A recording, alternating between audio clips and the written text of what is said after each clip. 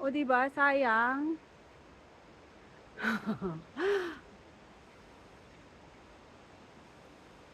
May rest house dyan. Malapit pa lang magpalit yung mga kulay ng dahon. Pero hindi pa siya totally.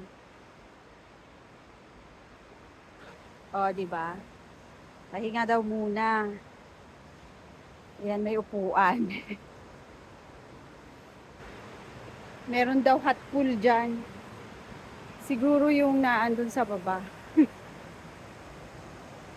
Ayoko magpunta, nakaka-ano naman. Try it.